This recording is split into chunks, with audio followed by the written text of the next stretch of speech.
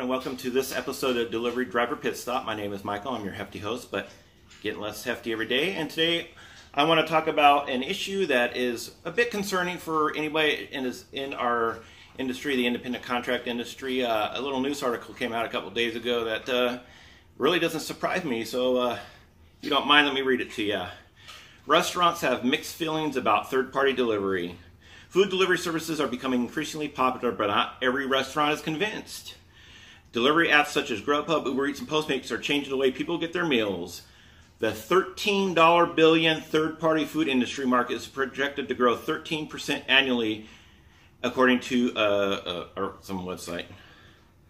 That's almost 5 times the total food industry rate. However, one national chain restaurant to come out publicly against third-party programs, third-party delivery apps, according to The Verge, is Jimmy John's. The company says its 45,000 drivers can best ensure fast, quality service. We just don't trust anybody else to deliver our product, said the CEO. They may be the first company to speak out about it, but Jimmy John's isn't the only company to reject third-party delivery apps. Domino's, Panera, and Olive Garden also made the choice not to use them, reports NBC. Domino's have been delivering its own pizzas for 60 years, and Olive Garden tested third-party delivery but claims its customers were not satisfied.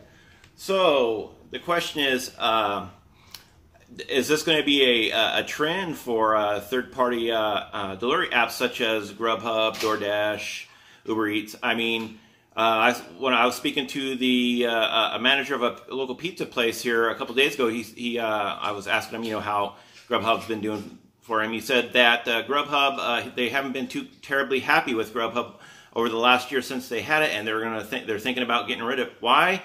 Because their name is on that pizza when it goes out the door, and they hand it to a Grubhub driver or anybody else. Once it goes out that door, they no longer have control of it, even though that food is still in their name. So if you have a bad delivery driver, all it's going to do is make not only like Grubhub look bad, but more importantly, it's going to make the restaurant look bad because they are trusting their quality product to a third-party business. Anyway, my question today is, does this concern you that more and more companies are starting to go with their own in-house delivery system rather than Grubhub?